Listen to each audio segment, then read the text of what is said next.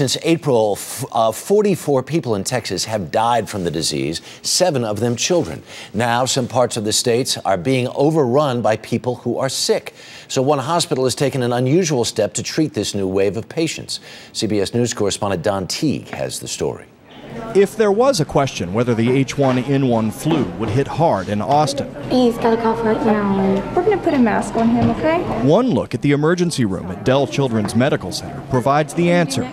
Doctors here are seeing more than 200 people a day for flu symptoms alone. So many sick children, they've set up a flu triage outside the ER. This area will be used to treat very low acuity patients and try and get them the evaluation and care that they need and get them home.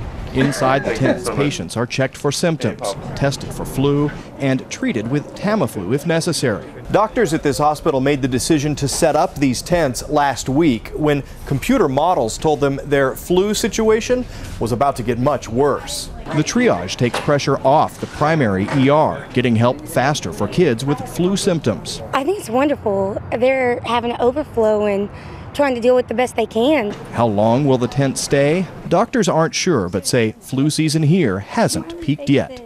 Teague, CBS News, Austin. Joining us now from Austin is Dr. Pat Crocker, Chief of Emergency Medicine at Dell Children's Medical Center. Good morning, sir. Good morning. How are you? This giant influx of patients, are they real patients or is it panic? No, we have seen a large number of patients, and most of them actually meet the CDC criteria for treatment and evaluation. How sick are they? Do they, by and large, require hospitalization? Well, no. And the nice thing we've learned about the swine flu virus is that it seems to be a mild to moderate flu. Most people really don't even need to see a doctor. We're starting to see a very small increase in the number of flu-related hospital admissions, but it's not been with critically ill patients. And as best you can tell with this giant influx, who is getting sick? What demographic?